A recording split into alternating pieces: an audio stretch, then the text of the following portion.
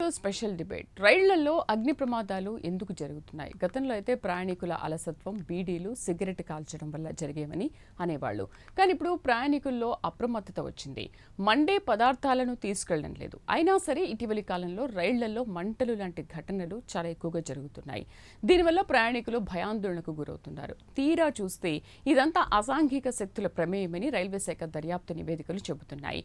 మరి రైళ్లలో భద్రత లేదా? అసాంఘిక శక్తులను అణిచివేయకపోతే పెద్ద పెద్ద ప్రమాదాలు జరిగినా జరగవచ్చు. మరి దీన్ని ఏ విధంగా నివారించాలి చర్చిద్దాం ఇవాళ స్పెషల్ డిబేట్లో మనతో పాటు పార్టిసిపేట్ చేస్తున్నారు అనలిస్ట్ మస్తాన్ రావు గారు. నమస్తే మస్తాన్ గారు.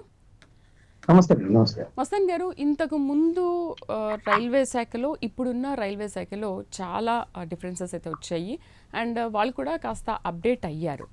బట్ ఎందుకు వరుసగా ఇలాంటి ప్రమాదాలు జరుగుతున్నాయి? ఇంతకుముందు అంటే మనం మాట్లాడుకున్నట్టు ఏదైనా మండే పదార్థాలు కాల్చడం వల్ల లేకపోతే అలాంటివి తీసుకురావడం వల్ల జరిగేవి అనుకోవచ్చు. బట్ ఇప్పుడు వాళ్ళు కూడా అలాంటివి ఏమీ చెయ్యట్లేదు. అంటే ఈ వరుస ప్రమాదాల వెనక ఖచ్చితంగా ఏదైనా అసాంఘిక శక్తుల పని ఏదైనా ఉండొచ్చు అనుకోవాలా, లేదు ఇది కూడా అనుకోని ప్రమాదమే అనుకోవాలి ఏదైనా? గుడ్ ఆఫ్టర్నూన్ అండి ప్రైమ్ వీక్షకులకు. అదేవిధంగా మీకు జనరల్గా రైల్వే ప్రమాదాలు ఏంటంటే సాధారణంగా ఇప్పుడు అగ్ని ప్రమాదాలు జరుగుతూ ఉన్నాయి. అలా కాకుండా చూస్తే యాక్సిడెంట్స్, అంటే రైలు ట్రాక్లో ఉండే కొన్ని, నిలిపి ఉంచిన రైళ్లలో ఉండి జరిగే కొన్ని, అదేవిధంగా కదులుతూ వెళ్తున్నా అంటే రన్నింగ్ లో ఉన్నప్పుడు కూడా కొన్ని ప్రమాదాలు జరుగుతాయి. అది షార్ట్ సర్క్యూట్ వల్ల కానీ అలా జరుగుతూ ఉంటాయి. అయితే నిలిచి ఉన్న రైళ్లలో ఉన్న ఏదైనా అగ్ని ప్రమాదం జరిగితే కొంత ప్రయాణికులకి సేఫ్టీ ఉంటుంది, వెంటనే వాళ్ళు దిగి వెళ్ళిపోవడానికి అవకాశం. అదేవిధంగా రన్నింగ్ లో ఉన్న ట్రైన్స్ లో గనక ఏదైనా అగ్ని ప్రమాదం చోటు చేసుకుంటే మనం చూసాం పదుల సంఖ్యలో సజీవ దహనం అయిపోయిన కేసులు కూడా వరంగల్, చాలా దేశంలో చాలా వాటిలో చూసాం. అంటే మనకి ఉమ్మడి ఆంధ్రప్రదేశ్ లో ఉన్నప్పుడు వరంగల్లో చాలా ఘోరమైన ప్రమాదం జరిగింది కూడా చూసాం. సో ఇదేంటంటే ఇవి ప్రమాదవశాత్తు అంటే మండే స్వభావం కలిగిన ఏదైనా వస్తువుల్ని రైల్లో తీసుకెళ్ళినప్పుడు జరగచ్చు, లేదంటే రైలుకి సంబంధించి ఎలక్ట్రికల్ షార్ట్ సర్క్యూట్ వల్ల జరగచ్చు. మూడోది ఏంటంటే మీరు ఇందాక మన ఓపెనింగ్ రిమార్క్స్ చెప్పినట్టు అసాంఘిక శక్తులు దేశంలో అల్లజడులు సృష్టిస్తానికి కొన్ని రకాలైన ప్రమాదాలకు కూడా క్రియేట్ చేస్తూ ఉంటాయి. సో దానిలో భాగంగా కూడా ఇవి జరుగుతూ ఉంటాయి. ఇప్పుడు మనకి రీసెంట్ గా చూస్తే ఏమైతుందంటే అసలు దీనికంటే ముందు మనం ఒక విషయం చూడాలండి. ఇండియన్ రైల్వేస్ అనేది ప్రపంచంలోనే అతిపెద్ద రైల్వే వ్యవస్థల్లో ఒకటి. ఎందుకంటే రోజు దాదాపు 20 మిలియన్ల మంది ప్యాసింజర్స్ వాళ్ళ గమ్యస్థానాలకు వెళ్తా ఉంటారు, చేరవేస్తా ఉంటాయి. రైళ్లు ఎన్ని ఉన్నాయంటే దాదాపు 13,000 పైచీలకు రైళ్లు, ప్యాసింజర్ రైళ్లు ఉన్నాయి మనకి ఇండియన్ రైల్వేస్. అన్ని రాష్ట్రాల్లో కలిపి ఆల్ టుగెదర్ 13,000. అదేవిధంగా 7,400 సరుకు రవాణా రైళ్లు కూడా ఉన్నాయి. సో ఇది అతి పెద్ద వ్యవస్థ. దీనిలో 12 లక్షల మంది పైచీలకు రైల్వే ఉద్యోగులు పనిచేస్తా ఉన్నారు డిఫరెంట్ కేటగిరీలో. దానిలో అంటే ఇంత పెద్ద వ్యవస్థలో ఈ విధమైన రైల్వే అంటే భద్రంగా 20 మిలియన్ల మందిని ప్రతిరోజు వాళ్ళ గమ్యస్థానాలకి చేరుస్తూ ఉండటంలో రైల్వేస్ శాఖ విశేష కృషి చేస్తా ఉంది. నిజానికి రైలు ప్రమాదాలు గతంతో పోలిస్తే చాలా తక్కువగా ఉన్న పరిస్థితి కూడా మనం చూడాలి. మన ఇటీవల కాలంలో రైల్వే ప్రమాదాలకు సంబంధించి మన శ్రీ వైష్ణవ్ గారు రైల్వే మినిస్టర్ చెప్పిన దాని ప్రకారం గత 10 ఏళ్లలో చూస్తే రైలు ప్రమాదాల సంఖ్య దాదాపు 90% వరకు తగ్గింది. సో ఇది ఒక వాంఛనీయమైన, కొంచెం అప్రమత్తతోనే ఉన్నారు రైల్వే శాఖ కూడా, కొంచెం అలర్ట్ గానే పనిచేస్తున్నారు. ప్రమాదాలు ఎక్కువగా జరుగుతున్నాయి కానీ ఈ మెయిన్ ఫైరింగ్ విషయంలో కాస్త అలర్ట్ గా ఉన్నారు. కానీ ఇలా చూసుకుంటే ప్రమాదాలను కూడా నివారించాలి కదా జరగకుండా.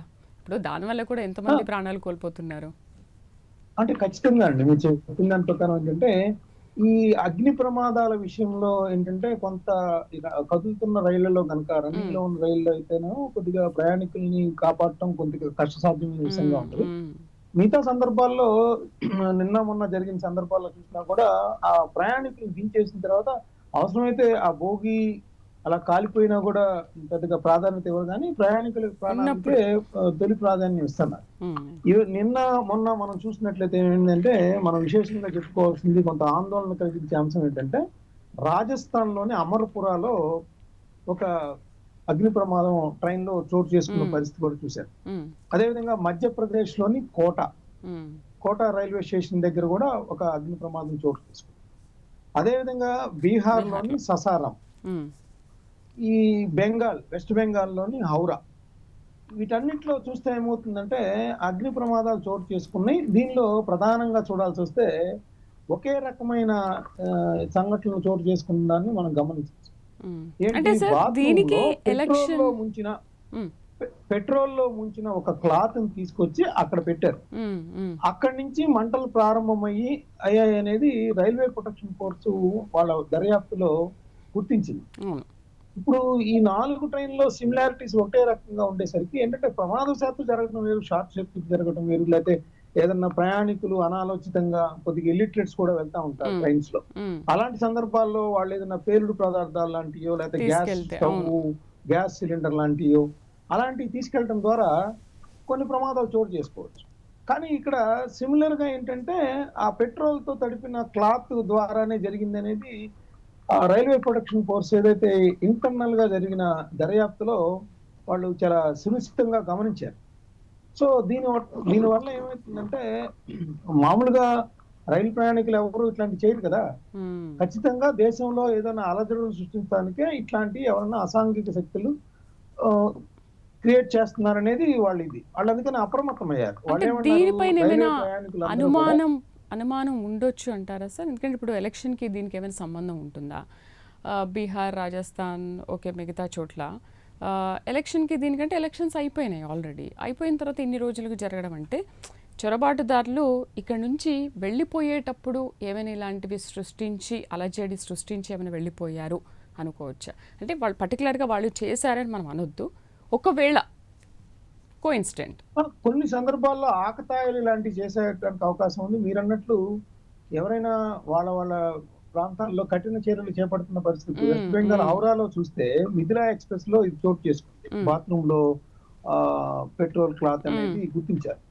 సో ఇప్పుడు అక్కడ జరుగుతున్న ఇన్సిడెంట్స్ అన్ని ఆధారంగా చూస్తే ఏంటంటే వెస్ట్ బెంగాల్ కి సంబంధించి మనకి అనుమానించడానికి ఆస్కారం కూడా ఉంది, దాన్ని తీసిపారేయలే. సో అది దర్యాప్తులో ఇంకా లోతైన దర్యాప్తు జరుపుతా ఉన్నారు, ఆ దిశగా కూడా చూస్తా ఉన్నారు.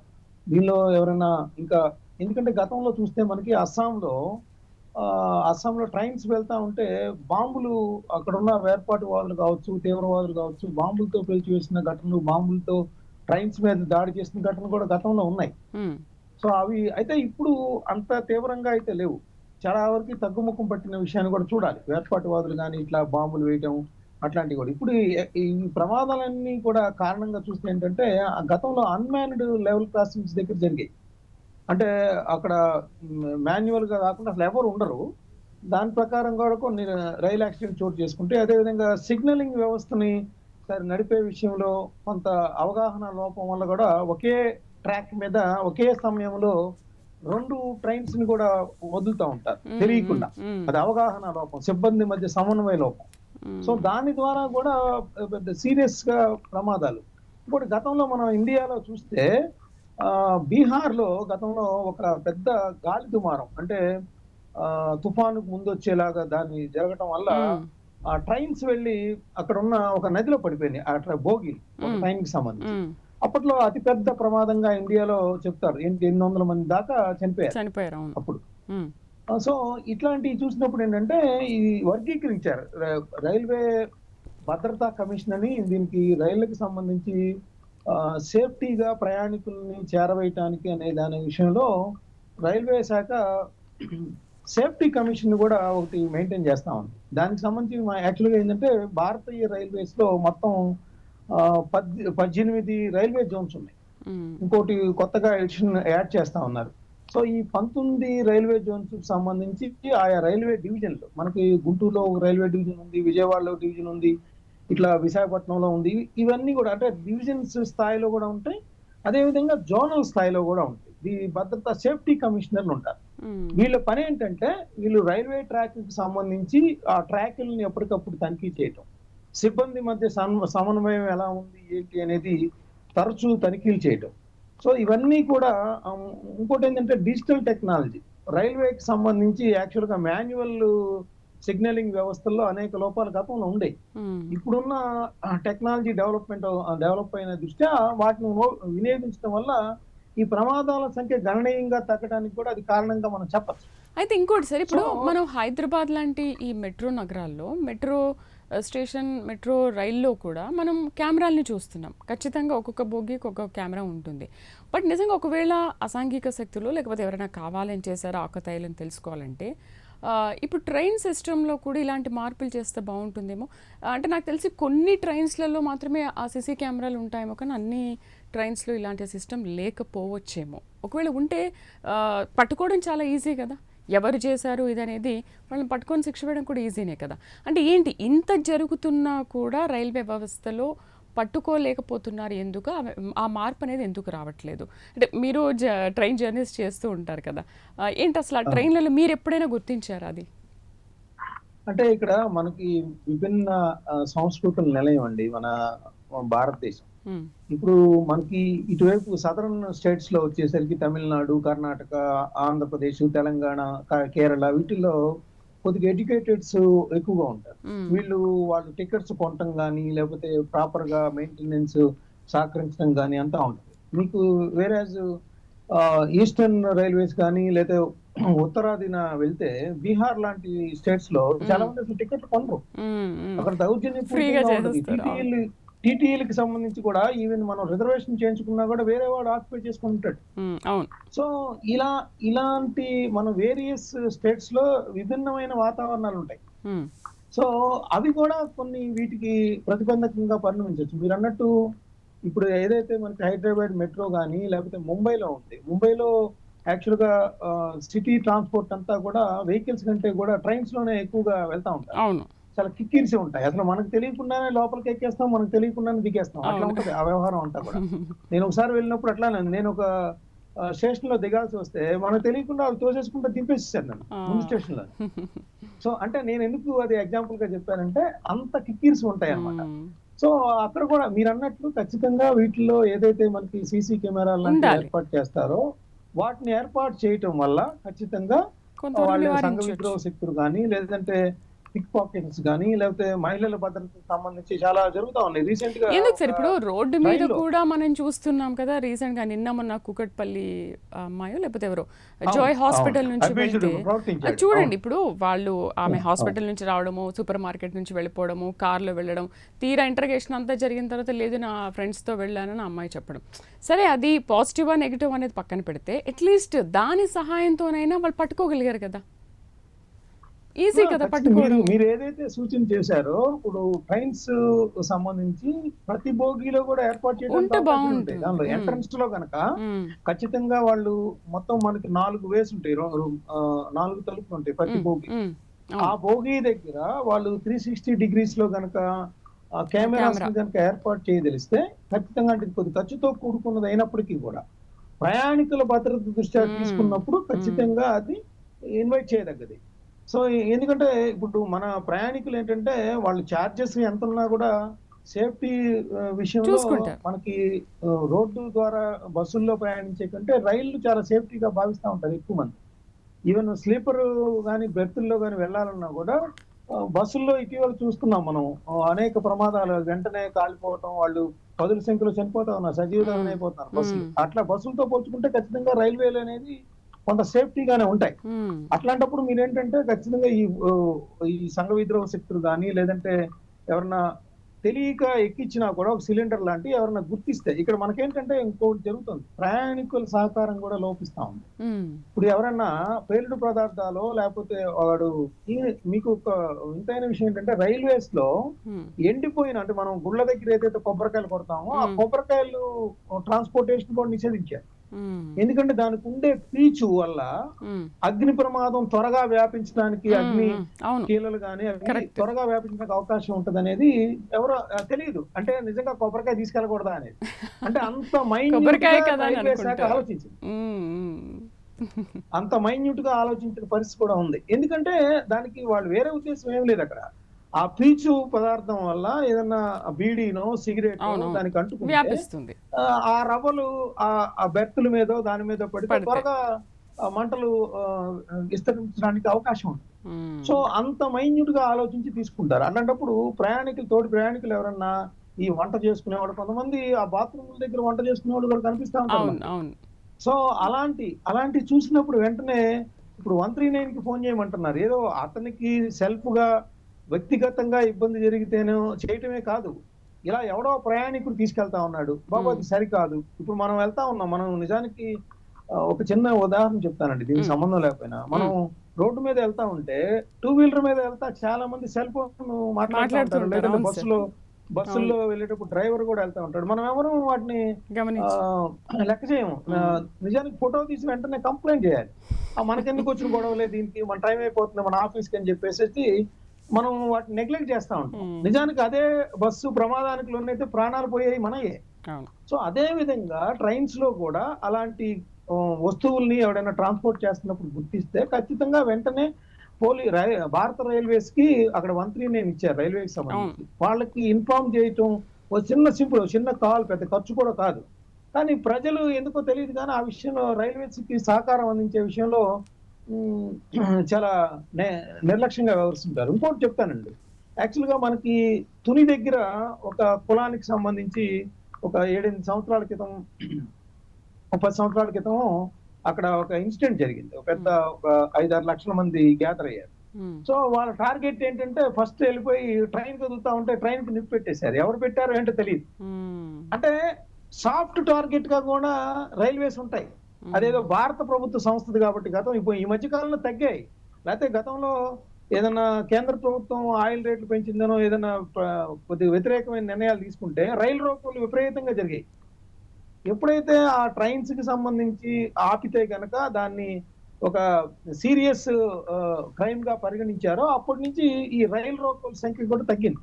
ఉమ్, సో నేనేమంటానంటే ఈ సంఘ విద్రోహ శక్తుల విషయమైనా, రైల్వేలో ప్రమాదకరమైన వస్తువులు తీసుకెళ్తున్నప్పటికైనా వెంటనే రైల్వే ప్రయాణికులు ఎవరైనా గుర్తిస్తే అనుమానాస్పదంగా ఉంటే వాళ్ళు వెంటనే భారత రైల్వేస్ కి అక్కడ ఇచ్చిన ఏదైతే ఫోన్ నెంబర్ ఉందో దాని ద్వారా తెలియజేయగలిగితే చాలా వరకు ప్రమాదాలు తగ్గించవచ్చు. అవును. ఎందుకంటే వాళ్ళేమో ఒక పక్కన డిజిటలైజేషన్ కానీ ఆటోమేటిక్ గా మాన్యువల్ తో సంబంధం లేని ఏదైతే సాంకేతికంగా ఉన్నత స్థాయి వాటిని వాడుతా ఉన్నారో దానివల్ల రైలు ప్రమాదాలు అయితే తగ్గాయి.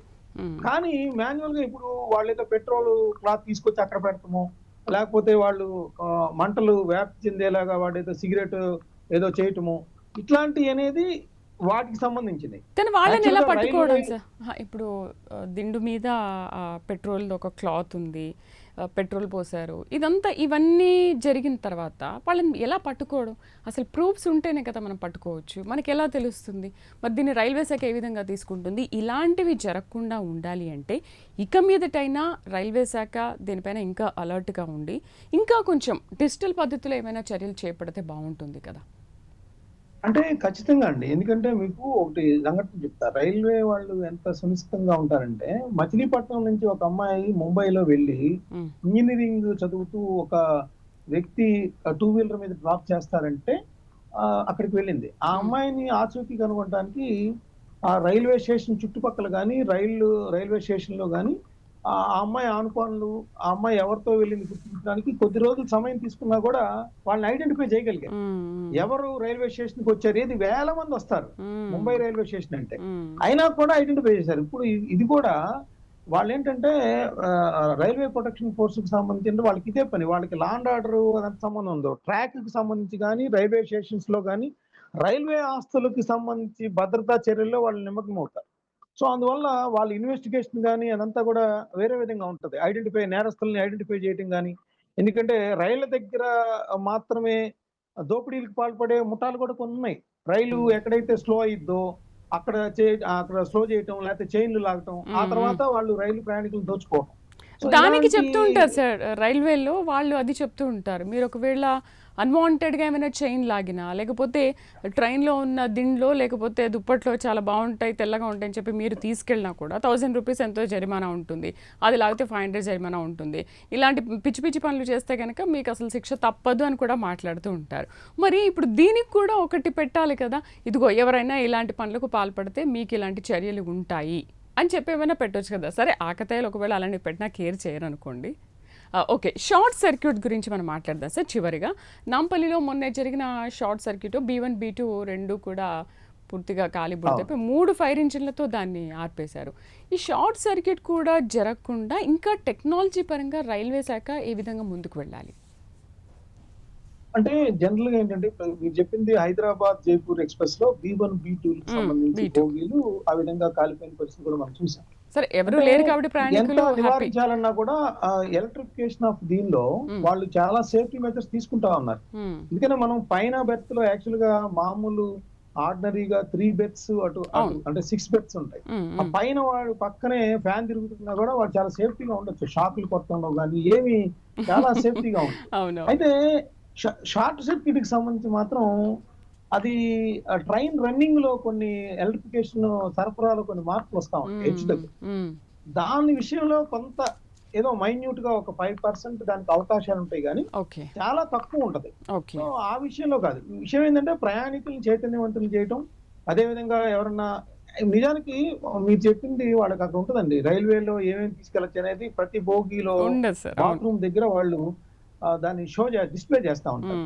అట్లాగా వాళ్ళు ఏదైతే ఉందో ఇప్పుడు మీరు అన్నట్టు పెద్ద ఎత్తున ప్రచార కార్యక్రమాలు చేయాలి. అంటే వాడు ఎవడైనా నేరస్తుడు ఇట్లాంటి నేరాలకు పాల్పడాలన్నా ఇలా పొరపాటున ఉంటుంది పెట్రోల్ శిక్షలు. స్టార్ట్ చేసి నన్ను పట్టుకెళ్ళిపోతారు, ఇక్కడ చాలా డేగ కన్ను వేస్తా ఉంటారు, వీళ్ళు అది వీళ్ళకి తెలిసిపోతుంది అనే ఒక భయాన్ని కనుక క్రియేట్ చేయగలిగితే ఖచ్చితంగా ఇట్లాంటి వాటిలో కొంత చేయొచ్చు. అదేవిధంగా సంఘ విద్రోహ శక్తులు ఎవరైతే రైళ్లకు సంబంధించి పదే పదే ప్రమాదాలు చేయడానికి వాళ్ళు ఉసిగొలుపుతా ఉన్న ముఠాలు కావచ్చు, కొంతమంది పట్టుకోవచ్చు. లేకపోతే వ్యక్తులు కావచ్చు, వాళ్ళని గుర్తించడం ద్వారా దీన్ని అవాయిడ్ చేయడానికి అవకాశాలు అయితే ఉంటాయి. మొత్తం మీద చూస్తే కనుక రైలు ప్రమాదాల సంఖ్య గత 10 ఏళ్లతో పోల్చుకుంటే చాలా ఇప్పుడు కాస్త వరకు తగ్గింది. తగ్గాయి అనేది మనం గమనించాల్సిన అంశం. అయితే అవును. దీన్ని కూడా ఇప్పుడు నేను ఒక చిన్న ఇన్ఫర్మేషన్ చెప్తాను. మ్. 2004 2014 మధ్య 1711 రైలు ప్రమాదాలు ప్రమాదాలు. జరిగితే 2014 2024 మధ్య 678 తగ్గినాయి.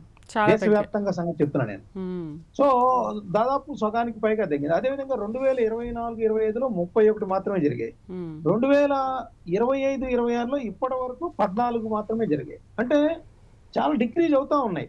టోటల్ గా చూస్తే గతంలో పోల్చుకుంటే ఏంటంటే మీరు అన్నట్లు అన్ని రకాల జాగ్రత్తలు తీసుకుంటున్నారు, సేఫ్టీ మెథడ్ తీసుకున్నారు కాబట్టి ఈ విధంగా జరిగింది. వేరాజ్ సంఘ విద్రోహ శక్తుల పట్ల ప్రయాణికులు కూడా భారత రైల్వేస్ కి కొంతవరకు సహకరించినప్పుడు ఇట్లాంటి వాళ్ళు కూడా తగ్గించగలుగుతారు అనేది నా అభిప్రాయం. రైట్ సార్, చాలా బాగా వివరించారు. Thank you very much for joining us. So anyway, ఏది ఏమైనా కూడా 10 to 15 years చూసుకుంటే రైలు ప్రమాదాలు కాస్త కూస్తో తగ్గాయి. బట్ ఇంకా ఈ షార్ట్ సర్క్యూట్ కానీ లేకపోతే ఆకతాయిలు చేసిన పనో కావచ్చు, లేకపోతే అన్వాంటెడ్గా ఏదైనా కావాలని ఎవరైనా ఏదైనా చేస్తే కావచ్చు, ఇలాంటి ప్రమాదాలు జరగకుండా ఇంకా రైల్వే శాఖ టెక్నికల్ పరంగా ఇంకా చర్యలు తీసుకుంటే చాలా బాగుంటుంది. ఆకతాయిల పని కూడా కట్టొచ్చు. అండ్ దీనికి సంబంధించి రైల్వేలో ఎవరైనా ప్రయాణాలు చేసేటప్పుడు నిజంగా మీకు ఎవరి మీదైనా అనుమానం వచ్చినా, లేదు మీకు ఏదైనా ఒక డౌట్ వచ్చి, లేదు వీళ్ళు ఏదో చేస్తున్నారు, ఒకవేళ అక్కడ సంబంధించి అక్కడ ఆనవాళ్ళు ఏమైనా మీరు చూసినా కూడా 139 రైల్వే ఇచ్చిన 139 నెంబర్కి కాల్ చేస్తే మీరు కొంతమంది ప్రాణాలను రక్షించిన వాళ్ళు అవుతారు. ఇది వాళ్ళ స్పెషల్ డిబేట్. నమస్తే.